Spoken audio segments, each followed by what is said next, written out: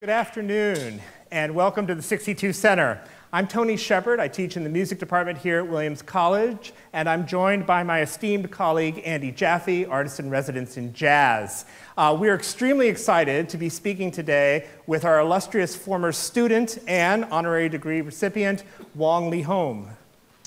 Well, obviously, it's a great pleasure to welcome Leehom and his family back to campus, and we're so proud and pleased about the whole thing. As you can see from that video, if you didn't know already, he's a huge, huge star, the biggest star in East Asia, without any question. And don't forget to pick up one of these handy little bios outside if you would like to refer to that, because we might save some time and have a more substantive discussion if we're not spending so much of it talking about enumerations and particulars. Although it's worth mentioning that he's made 15 CDs under his own name, has been in 11 movies, including one by Ang Lee, Lust Caution, which is a very famous movie, and in a movie with Jackie Chan. He's produced 2 films of his own. And if you do look at his music videos carefully, it will take no time at all to see his incredible sense of history and his willingness to embrace multiculturalism in his music, and how synergistic his sense of culture and music and musical dynamics is. And what a forthright contemporary musician he is, and how forward-looking and socially progressive he is. So we'd like to explore all those topics with him in just a minute. So without any further ado, please welcome Wang Leehom, class of '98.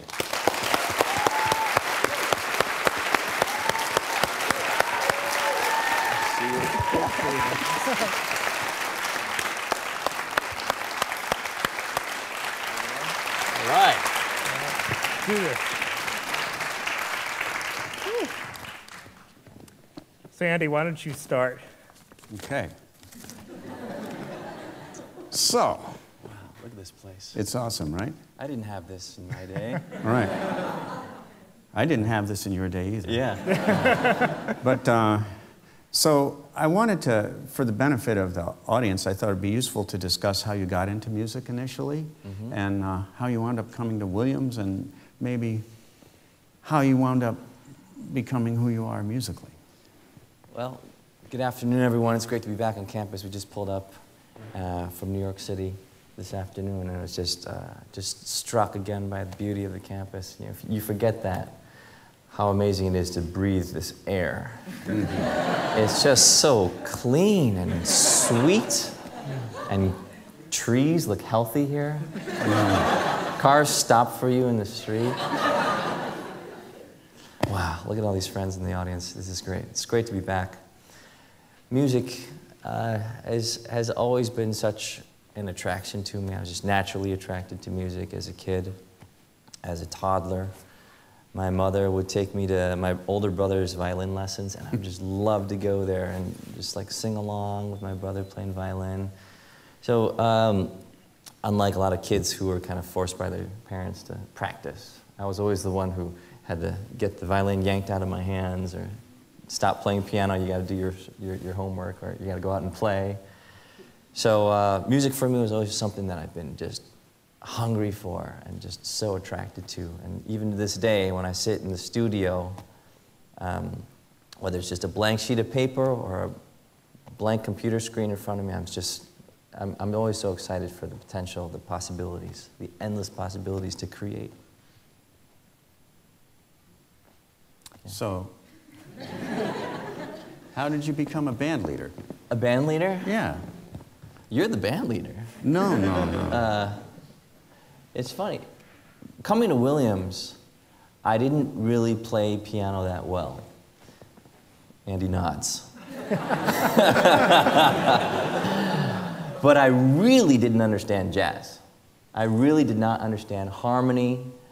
And my roommate at the time, Stefan Papiano, my suite mate at the time, is he here? Right there. Oh, hi, Stefan. He's just an incredible jazz pianist. Great. And it blew my mind. I was like, how can you do that without any sheet music in front of you? And he was like, well, this is jazz, and this is harmony. He showed me some chords, and I was like, okay, I got to know what's going on here. You know, I love music so much, but I've always been a classical musician. I don't understand what's happening. So I knocked on Andy Jaffe's door, and I said, I don't play piano that well, but I want to study jazz piano with you. And Andy kind of was like, you know, everyone wanted to study with Andy. And I think he gave me like a couple of weeks to test. He's like, okay, you really don't play piano, I can see that. But here's Donna Lee, and here's, it was some Ellington piece. I think it was Satin Doll. Yeah, something easy. He gave me for the first week, and he said, practice this and then come back in a week. And I was like, oh my gosh, and I was practicing 6 hours a day and just trying to get what is a diminished seventh and what is, you know, I didn't know all the chords back then. And then I came back a week later, and Andy saw that I had really worked hard on it.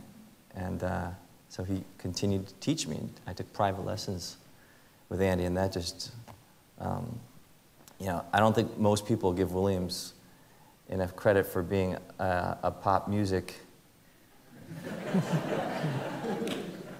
factory, churning out the pop musicians, you know.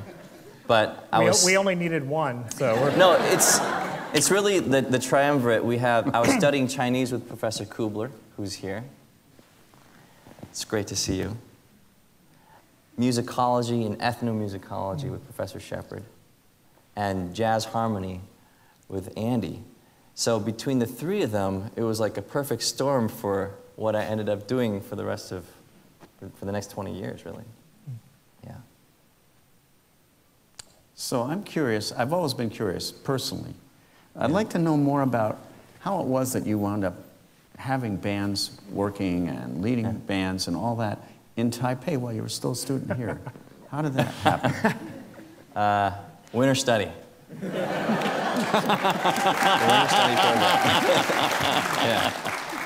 Every winter study, I was out. I mean, even it was like every spring break, Thanksgiving. I think we got 4 days, and I'd be back in Taiwan. I'd record a song, and then I'd be back on Williams campus. It was nuts. All right, I got to tell a story. I was not going to interrupt, but Yeah.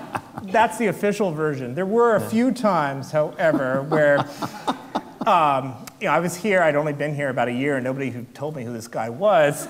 And one day you came up that fall. I think you had been away the year before or something. I didn't really know. And you came into class and you said, you know, Professor Sheppard, I'm not going to be here next week.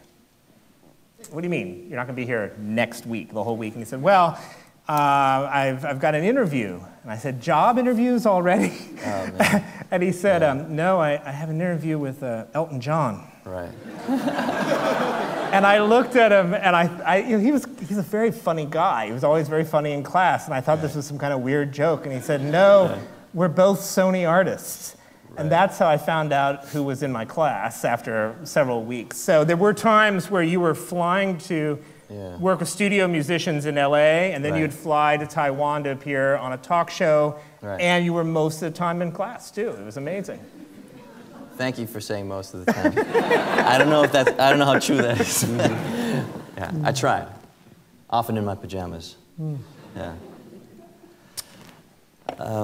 Yeah, but I really do feel like that was a perfect storm. I don't think people realize, like, I didn't really speak Chinese my freshman year. So Chinese 101 it was actually Zhang Laoshi, Chinese 101. And then you know, just studying pinyin and how that opened up a whole world for me. When people come to me and ask me they want to start learning Chinese, I'm always like, spend a week and get the pinyin down, and then then you're golden. You can say anything, really. You can say anything. You can read an email in pinyin or something like that. Yeah. So between learning Chinese, learning harmony, learning about ethnomusicology, I think I definitely applied all those very deliberately in my compositions. Yeah. Speaking about compositions, Andy, you were talking backstage about songwriting and how, I guess you guys have talked over the years about songwriting. And so do you have you said Chinese, you gave us the secret formula for learning how to speak Chinese. Can you do the same now for writing songs? I think, I mean, I don't think there's one formula, but I think there are laws in music that kind of defy changes in ways of analyzing music or like manuscript. You know, how I think the ways that we learn music over the years probably come from the 100 years of church music and polyphony and trying to let people in the choir take the music home and learn these songs. Whereas today, I feel like I'm collaborating with some of the greatest musicians, and they don't know how to play any instruments, they don't know how to play, or they don't know anything about music theory, they can't read music, and they're getting like hundreds of millions of hits on YouTube, and that's like the music of the day. And then I start to realize, like, okay, what is it that makes a song connect? I mean, this is like a tangent, but I think that there are, in Chinese music, definitely, like melody and lyrics. I think having good melody and lyrics, it could be an R&B or a rock song or an EDM song or whatever the current trend is, but these are definitely laws of good music, good songwriting at least. Yeah. So do you do most of your videos and so forth at home? My videos? Yeah, I mean, just when you make a song or a video, what's your production process like? It's like I close my eyes and I imagine the song first. I just listen to the dead air, and I always hear something. And at that point, I can usually judge if it's a good or not worth developing kernel. So if it's not good, then I flip the channel and I listen to another song. Yeah. And I remember reading about how Leonard Bernstein used to write. Everyone would think he was asleep on the sofa all the time. And I realized that kind of like semi-conscious state, when you're kind of asleep, is when you hear things so clearly and you're so focused. So I'm always listening. And a lot of times my wife feels like I'm not listening to what she's saying, because and it's true, unfortunately, I'm composing all the time in my head. So I got all this stuff going on that I'm really hearing, and it's occupying my brain waves. And but when I hear it and it sounds good, then I'll start to record it. And it's really great these days, the technology of just being able to record on a laptop with quality, studio quality sound. And then I do the arrangement too. I usually do a demo real quick. And when you get it to that sketch, I think you know if it's worth developing into a final product. And the inspiration is the fun part.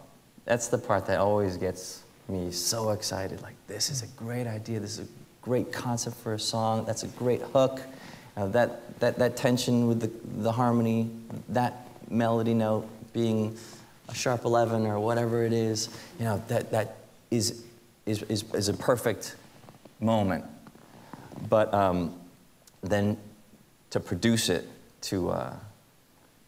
and to perfect it, that just takes 99% perspiration. So sometimes I can work on one song for 4 years, recording it, 20 different versions of it, the acoustic guitar version, the acoustic piano version, the electronic version, and it's just like, my hard drive will be full with like version 1, 2, 3, 4, 5, 6, 7, 8, 9, 10, and just go on and on. A different verse with a different lyric, same hook, and just all different kinds of permutations to make it the right one. I like this image of you closing your eyes and like a radio, you said switching channels. No, don't like that one, don't like that one. Because on Change Me, the album, their track 3, you actually do that out loud, but you do it in this sort of, it's very witty. You are sampling or listening to your older songs and commenting on them, changing the channels. And last couple weeks, I was sort of going down memory lane, re-listening to as many of your songs that you've recorded as I could, and I was noticing again just how dramatically from one song to the next we leap styles. And that I don't put the thing on shuffle. It's just like one track is R&B, then it's hip hop, Right. then it's, oh my gosh, Right. he's in this jazz-inflected piano solo that's going on for a couple Right. minutes, and then it's, where did the string quartet come from, and on and on. Yeah. Did you set out to do that? At some point, did you just say, I'm going to be as diverse stylistically as I can?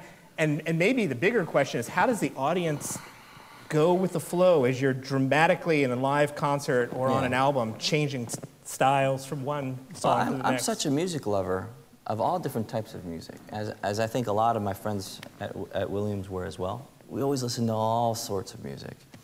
So I could never see myself just like, tying myself up and committing to only one style. And I remember I was having dinner with this recording artist named Ben Folds, great artist, great writer one night. And I was telling him, we're working so hard, we're doing an album a year for like, some years I did 2 albums or 3 albums a year. And I was complaining to him how like we were this factory and things were just so commercial, and the record company was always hounding me for the next thing, the next thing, the next thing. And he was like, yeah, I wish it were like that in the States. I said, really? You get to work on an album for 2 or 3 years? He's like, no, but I would love to get more stuff out there, different styles, and you don't get so pigeonholed if you can do 2 or 3 albums a year. So that for me was like, oh, you're right. There's all these different styles that I want to explore, and I have the opportunity to. And I'd rather not be pigeonholed and then I get to have lots more fun now. In the early 20th century, turn of the millennium, you went and did something that was a major change for pop music when you developed what you call chinked out style, where you drew on Chinese traditional musical forms. And I was thinking about Bartók when I did it. Really? Right. And I was thinking about Debussy when I did it. How Bartók listened to Hungarian dance rhythms from ethnic minorities, and that's, I love Bartók, and so do you. So and when I was listening to like music for strings, percussion, and celeste, and like the palindromic compositions that he did and how innovative he was, then it made me realize that Chinese pop music has a wealth of a treasure trove that we could just dig into and make Chinese pop music a lot more interesting and a lot more profound. So then I went to Tibet, I went to Mongolia, I went to Xinjiang, I recorded a lot of field work with a lot of the ethnic minorities. There are 56 tribal cultures, ethnic minorities in China that have their own languages, their musical instruments, their musical styles. And that was, for me, so much fun. My mom came with me on that trip, and we just went all over like rural China, and it was so cool. I just had this boom mic and a DAT machine, and it was like, got a whole library of recordings. Yeah, so you went out thinking, like Bartók, I'm going to come back, I'm going out to study this music and to collect this music, but I'm going to come back and try to find a way of getting this music into my own songs. That was so fun, though, to just listen to hours and hours of Tuvan throat singing or Mongolian throat singing or like the Tibetan monks chanting, and just like hearing something, like, oh, I can use that in the arrangement of a hip-hop song or something. And then, oh, well, that doesn't work, scratch that. Then there's another one, So the inspiration can come from all these, from anywhere, really. But it has to come from somewhere. Did you think about the practical implications? Like, okay, so I'm going to record this album, but I'm also going to perform these songs live, and they may want me to perform these songs live for like the next decade of my life. What do I do with all these performers who I'm sampling from? They're not going to be there necessarily. Yeah, and another thing is when you perform with, when you sample something, you don't always, that particular performer might not be able to recreate it live anyway, especially if it's just one moment where something happened and it's like a 5-second, 10-second sample. I had that experience when I recorded, actually, that piece that you just heard. The beginning of it is from Farewell My Concubine, Ba Wang Bieji, And if you haven't seen the movie, please see that movie, directed by Chen Kai-ge. And it's all about Beijing opera. And the singer who actually sung the part in the film, it was overdubbed. But I found him to be in the song. And because when I watched the movie, his voice was just riveting to me. I wanted that voice. I had to find that guy. I watched the credits of the movie. I was like, oh, it's, you know, it was sung by this guy. So I found him, and then when I recorded him, his voice was very different from from my impression of it. You know, so I had to go back into the movie, find the producer of the movie, and then get the original sound. And that's what I ended up doing. So, you know, we've talked about this as an artistic decision to try to get these forms of Chinese music into your music and into this new version of hip hop. But there was more to it than that. You've spoken quite eloquently about, you know, the other ideas that motivated you to try to find a way of making your pop music more distinctly Chinese.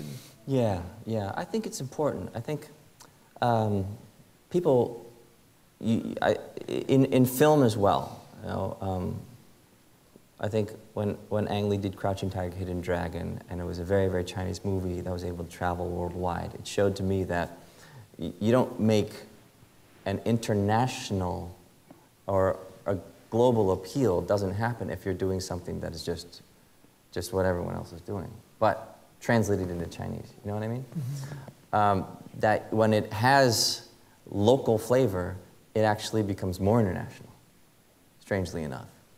So, at least more noticed by the world of... Yeah, it has its own identity, and people are like, oh, this is something special. So I've been trying to do that with my music and films as well. Yeah.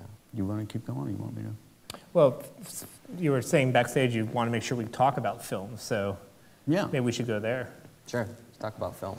So how do you go from being you know, so devoted to music and just oozing music, and actually just before we you know, move over to films, it doesn't take long to sample on the web to find him playing an incredible range of instruments, keyboard instruments, string instruments. You know, you mentioned conducting, but it just made me think of all the different instruments that you personally, in live performance, you know, in one track of one video, you say, listen to my Arhu, and then he actually plays it, right? And he's played it live in front of huge crowds. And when do you find time to actually pick up all these different instruments that, you know, it's not necessarily transferable violin to all these other instruments or piano to all the other instruments that I've seen you play? I think there is a lot in common, especially with string instruments. Like if you can play, I don't know, a guitar, you can probably pick up a ukulele, or it's not a huge transition to play the bass. Oh, not like Marty, not like his son, but I mean, you know, to get around on it. And if you can kind of navigate and you know how to record, and if you can record yourself, if you know how to engineer, if you know how to edit, then you can put something together that works. When you get into a studio, just like an actor in front of a camera, you know, or I should say a director behind the camera, you don't have to have mastered that performance to edit a masterful performance together. You've actually been doing films for a while. I mean, I know it's much more recently that you've been doing extremely high-level films with Jackie Chan, et cetera. But going back, you got into film a while ago. Yes. Well, to me, it all comes down to the writing. Like, I really feel like I'm a writer. If you're going to devote a year of your life to a film, or a year of your life to making that 99% perspiration to make that album just right, then you have to be darn sure that it's worth it. And the writing is there. The lyrics are just how you want them. The melody's just how you want it. And then you become a willing servant to the material. I mean, you become a slave to the material, really. And you can only do that when you love the material and you believe in it so much. So I've spent the last 7 years writing my next script that I've just finished. At 7 years. I don't know how many drafts I wrote, but, you know, I don't know. It's scary. Think how you get your hands dirty and you can't rest until it's done, and you don't know when it's going to be done. So whether it's writing a script or writing a song, I think I kind of have that same dedication to it, that when it's there and it's right and I love it and I know it's right, then we move forward. Well, you were doing a couple other things during the last 7 years Yeah, also, so yeah, you yeah, cut but it's yourself a always little kinda- bit of slack. I know it's a little past the due date or whatever, but... Yeah. So I'm always mulling over it, though. So in films, like, you've done some things that I would have never predicted seeing you do, like martial arts, big scenes, martial arts, battle scenes. How do you go, from being a musician to being a 100% total performer, especially in movies? I really think all these things are connected. When I was a serious violinist, all those techniques of memorizing a piece, for example, that I learned in the Suzuki method or Jascha Heifetz used to talk about. Heifetz was the greatest violinist. And he used to talk about when you have a new piece of music in front of you, you don't ever have to struggle with the technique. Just the only thing you change is the tempo. That was interesting. It's at 200 beats per minute. Okay, start at 40, play it perfectly. And the next time through, change to 41.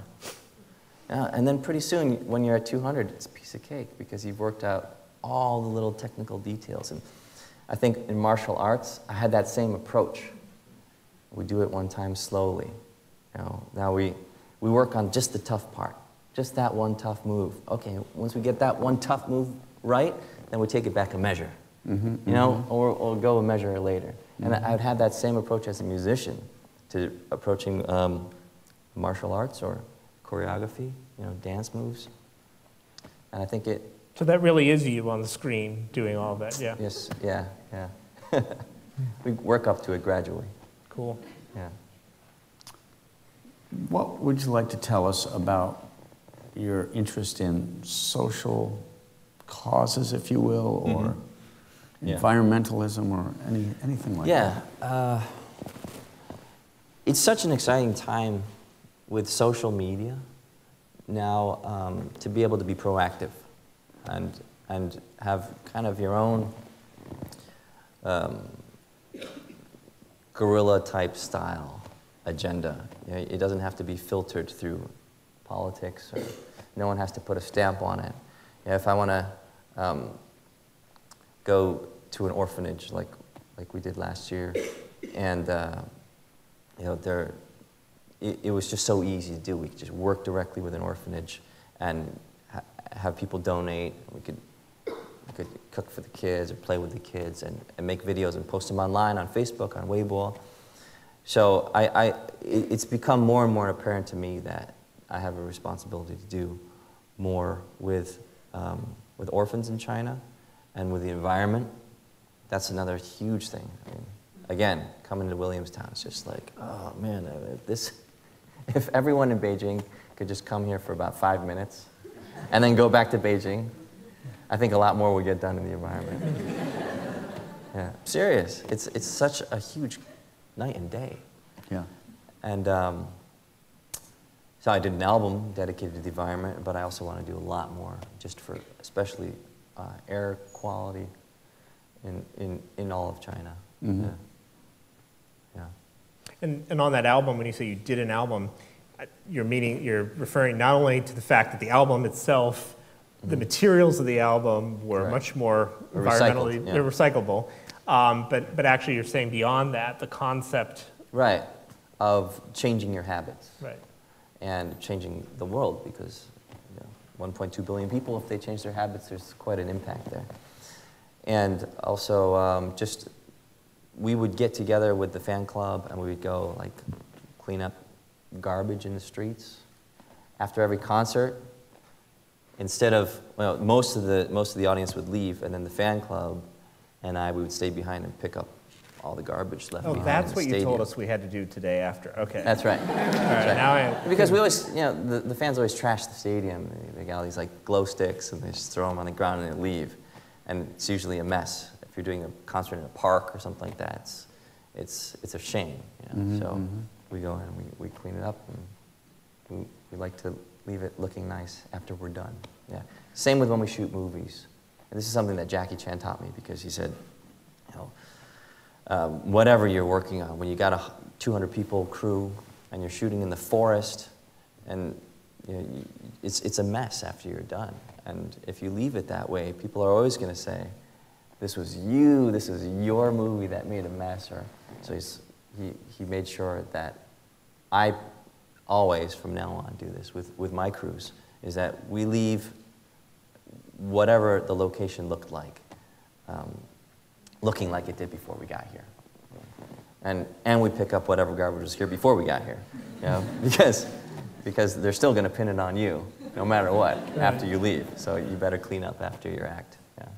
Well, what's incredible to me is that, that you're able to, you know, to speak this message in a country as large as China, as complex as China, and you know, their message is heard, and you're doing it from a position as an Asian American active in Chinese language pop now for a couple decades. Well, I think it had to have been that way. It actually makes sense that way, because a lot of my colleagues, singers in China, they're like, why do I ever have to leave China? You know, China's, I can't finish, how do they say it? 吃不饱. It's like, I'm so full just eating here. That's what they say. And meanwhile, my friends from Korea are like the exact opposite. There's like, we can't get full eating in Korea. We have to export our songs and our movies. And I wish there were more of that in China.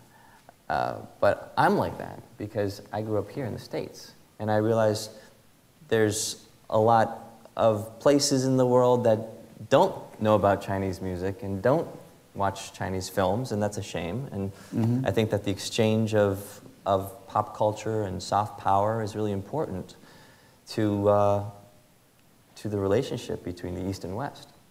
So that's kind of my my dream, you know, to make Chinese music that travels here, Chinese films that travel here, and it's a tall order, but I think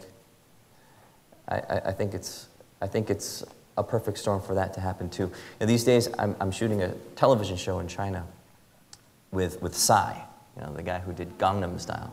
Oh. And I'm talking to him about, like, did you have any idea that was going to be? He's like, I had no idea. And he's like, I've been doing this for so many years.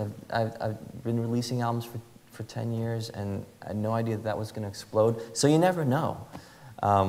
When everything is right, I mean, it's like there's going to be those songs that just come through, or those movies that just connect with everyone. And that's what we all hope to do. But you do perform, like you've performed, throughout North America, Vegas and Hollywood Bowl. And, yeah. And so, are you doing more of that lately, or pretty much every once in a while you come to the States, or how does that work? Yeah, I'm coming to the States actually more this year, but next year is the touring year. So I got a new album coming out this year, Christmas, and then we start touring. So it's kind of like rotating your crops. You know? This year was a film year. Yeah. I mean, you can't just like do album after album after album, never tour, but you can't just tour and tour and tour and tour without new material. You know, so it all kind of works, keeps so when soil you say rich. Tour, will you be fertilizing the U.S. with your music also, or are we on the tour, or when you say tour, does that mean no, not in the U.S.? Yes, in the U.S. Oh, yes in the U.S. Okay. Yes. And hopefully do more films in the U.S. as well. Great. And films are so interesting to me because they're also a culmination of, I mean, it's just what you see and what you hear in a film. And so much of what you hear, even if it's dialogue, it needs to sound good. You know, it needs to convey an emotion. It's also a vocal performance. And then there's also the soundtrack and the score that's always there. So I feel blessed and lucky to be able to direct films. This is the second film. It's a concert film that actually just we just premiered a section of that film, and hopefully that'll You mean be... we're the first ones You're ever the to see that? first ones to ever see that, yeah. Okay. Yeah. The actual film itself is a concert film that it's something that we documented because this is from the first ever solo pop concert in the Bird's Nest Stadium, which is the iconic venue that the Olympics were held in. And you know, that seed was planted in my mind at the closing ceremonies, when I performed at the closing ceremonies. And then I wanted to do a concert there, but it was impossible. Like, we had to go through so many hoops to get the permits for the permits, you know? It was like, it was never ending. When it finally went through, it was like a miracle. But it was you. So here's what I come back to. Like, Yeah. early in your career, you know, as an Asian American starting a career there, you know, there was things you were negotiating. Maybe there was an attraction because you're an Asian American. But now it seems like you've totally transcended that, because you were selected twice to carry the torch for the Beijing Olympics and then for the Summer Olympics in London. Yeah. And are you seen still as an Asian American, or are you just seen as Leehom? You know? I hope it's the latter. I hope Probably it's the latter, is. yeah. I mean, do you see Arnold Schwarzenegger as an Austrian? Well, only when he wants to run for president. Right. No, but I think the point, I don't see my friends as like, I don't see Stefan as a Greek, you know.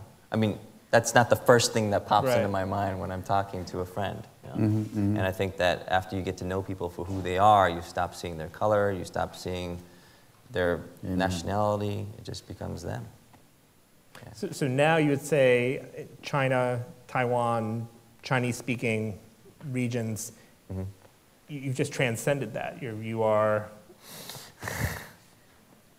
I hope that people can see me as a human being. Yeah. Well, like you said, you're the first one to get to perform like that in the because when you start to Bird's label, Nest. I mean, it's really hard to label me too. You know, am I a Chinese American, or am I a American Chinese, or am I more Eastern than Western? And how many years now have And you it actually becomes- it lived in becomes Taiwan versus in Rochester? You can reduce it to the absurdity. Like, you know, people are like, do you dream in Chinese or English? Like, what does that really matter? Like, I don't know. I don't know. It's a dream, you know? Yeah.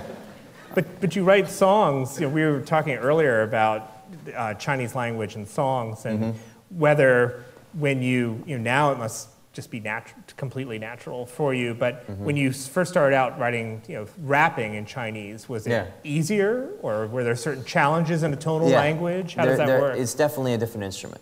Like, every instrument has its own sound, right? A violin sounds different from a cello, sounds different from a clarinet. Chinese sounds different from English. It's just the way it is. It's different vowels and consonants. There's a lot of sibilants in Chinese. Those frequencies don't happen as much in English. There are no words that end in consonants in Chinese. Words don't end with what, or that, or stop. It's a very different sounding, and it's toned, therefore tones. So ma is something different from ma, is different from ma, is different from ma. 4 different words. So writing and making it sound right and not using the wrong tone are all pitfalls that, you know. Definitely. Yeah. It's easy to say the wrong thing, and especially when you're in a melody, in a rising tone, but you're trying to say the 4th tone, and it's coming across as the rising is the 2nd tone, and people are like, what did you just say in your song? But it's important to be aware of the sound of the language and how to make it sound good. And a lot of that has to do with the librettist or the lyricist. And that's always a struggle, because a lot of times you're writing with a lyricist who's not a musician, and the meaning is so great and it's so poetic when they read it to you. But once you sing it, it becomes awkward. And that happens very often. The prosody of the lyric is is tough in Chinese. Yeah. Yeah, I was thinking about the impact of tones on melody notes. Do you think about the tones of words in relation to melody notes? You do. Do some situate better than others? Yes, yes. So there are some words that you kind of have to stay away from if it's on a certain rising melody or a falling melody that just, it sounds wrong. It sounds like the wrong word. In rap, another thing that was really challenging for me is that you don't have multisyllabic words, really. Professor Kubler and I have talked about this before. You don't have multisyllabic 5 characters in Chinese. Each of them are individual characters. So there's a certain rhythm in English. What syllable is accented? A majority, or a minority, or an authority. And when you rap with words like that that have this internal rhythm to them, then they become these chunks that you play with that don't really exist in Chinese. You know, a Chinese character is 1 syllable and 1 word. And sometimes you can string them together, but it's not like accent on the second character, you know, on the second beat, as it is in English. So there isn't that internal rhythm in Chinese. But you know, Chinese is wonderful for some things that are very awkward to translate into English too, like Beijing opera. In Beijing opera, you sing 1 word for like 5 minutes in Beijing opera, and you pull it out, and there's portmanteaus, and there's all these like melismatic. It sounds like, you know, bending, or it sounds almost like improvisation, and you don't find that in English so much, except maybe in gospel music. You know? Yeah. So thinking about your last couple albums, even though you still mix up the styles moving from track to track, each album has had, say, more leaning in one way or another. I've noticed an alternation, like with the 18 Martial Arts and then the last album. Yeah. So would it be like breaking any secrets to tell us something about the next album that you just alluded to coming out? No, Christmas time? Yeah. Yeah, there are a lot of collaborations on this album, and there are a lot more electronic dance elements to this album. Yeah, I'm doing the show that I was just talking about with Psy, and it hasn't aired yet, but it's going to start airing this month, actually. We've already recorded the first 4 episodes. And it's cool. It's called The Remix. And we take these classic Chinese songs and we remix them into electronic dance music versions, and then we compete with them. Like the DJs compete with each other. You know, these days, kids are into these DJs who make all their hits on like these with a mouse.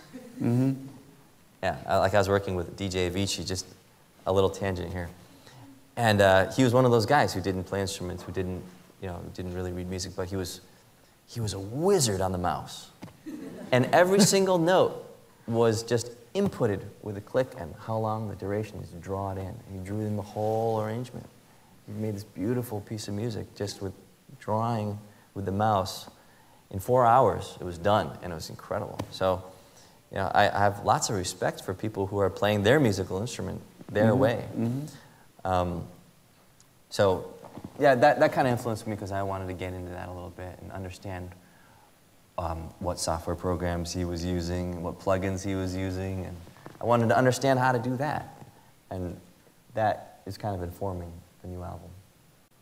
So, can I ask a provocative question? I think you should. Yeah, okay. So, what advice do you have for the world of music education going forward? Oh. In other words, how do we balance Yeah. what is considered to be the canon of what people typically have to know. learn I with know. what's really happening? I know. And that's tough. is there some kind of intersection there to be had? Without doubling the number of courses we require come for the on. music major. I wasn't going to be that specific. Yeah. I mean, having the classical background is nice to have. You know, it's nice to be able to read staff paper and to write it out. But I see people just jumping way to to the next level, just like people like these DJs. So I think if you're able to teach these immutable laws, I think that would be really great. You know, I was talking about writing screenplays. I don't know if any of you are writers here, but just like the 3-act structure, and you know, the setup, the confrontation, and the resolution, or however, or the denouement, or however you want to say it. Like, I think these are immutable laws of storytelling, whether it's an action or a romance or a drama or whatever it is, that they don't change. And there's something gratifying about following the hero's journey, you know, Joseph Campbell's journey. And in music, I think it's so important to be able to find those laws as a composer. What is your voice? That's what Yo-Yo Ma spoke about at our commencement. He was our commencement speaker here at Williams in 1998. And 98. 98, yeah. And I'll never forget that. Out on the lawn, and he played for us a cappella. And you know, as a young artist back then, and hearing him advising us to find our own voice, it really made me think, as a composer, how to do that. And I think those laws are important to assimilate, and how those ring true for you as a composer. You know, even if you're following a structure, it goes into you, and you absorb it, and it's going to come out with your DNA on it. But you know, you got to think about how to do that in your own unique way. Yeah. So, what do you think the immutable laws of music composition would be? Yeah. Well, first of all, there are always law breakers. There are always exceptions. Right. Your 3-act structure, then you got memento, and everyone talks about memento, which is like all over the place structurally. But I think there are, like melody and lyrics, having great melody and lyrics. I think the Beatles would talk about that. It's like, that's their secret. And people will be like, yeah, right, whatever. But they're serious. And without great melody and lyrics, you're stuck trying to make crap shine. Yeah. And that's not somewhere you want to be. Yeah.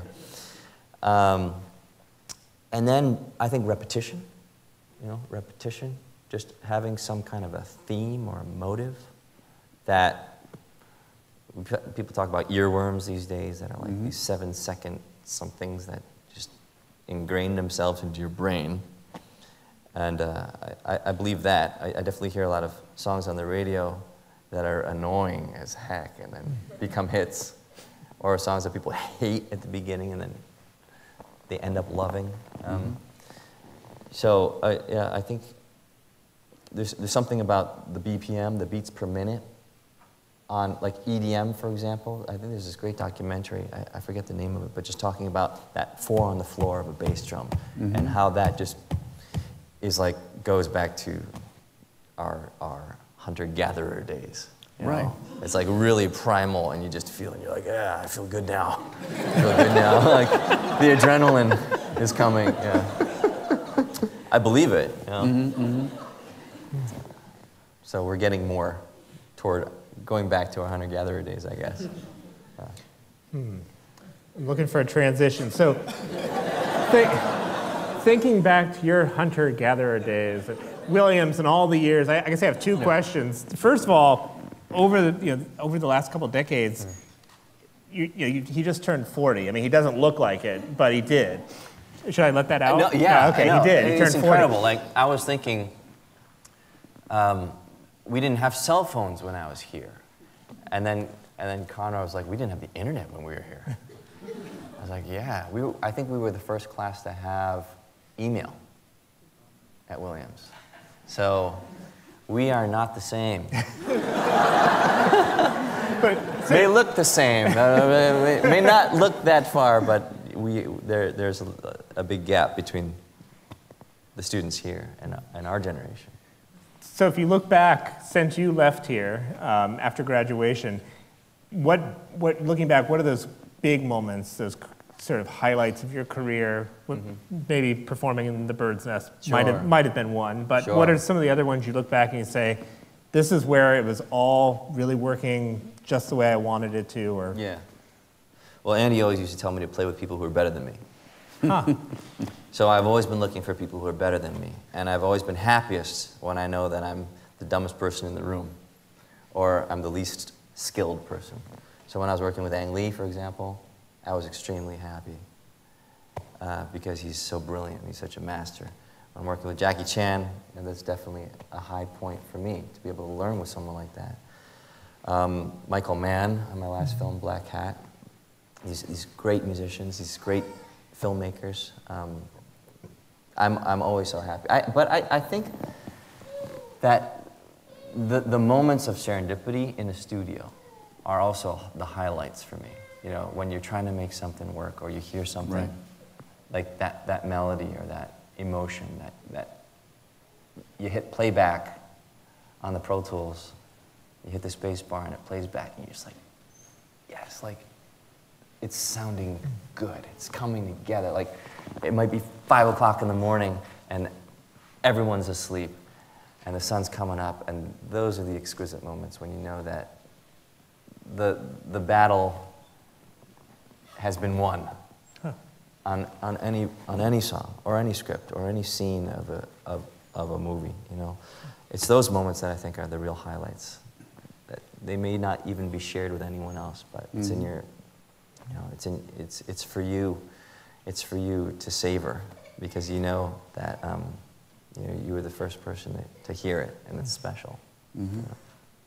But we're almost out of time, but I wanted to ask one more looking back kind of question, which is, if you, well, I'm sure you don't do this, but if one were to look at the web and look at lots of interviews with Leehom over the years, or fan websites, often when Williams is mentioned, it's this phrase of, and he chose, you know, not to go and study music, but he went off to this college, Williams College, and you know, his parents maybe wanted him to be a doctor, and all of that.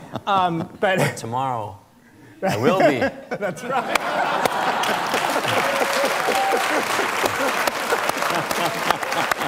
Yes.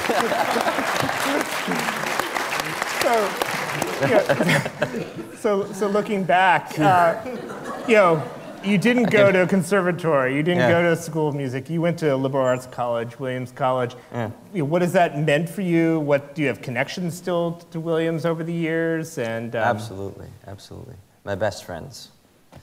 And we were having dinner last night in New York City. Whole bunch of Williams class of '98ers came together, probably 15 of us, and we're just like, we've known each other for 20 plus years, and at this stage in life, you know, as a 40-year-old, I don't know how many other people would I ever be able to have that type of relationship with. You know, who can I meet today and say, you know, we're going to be friends for the next 20 years? It's pretty tough.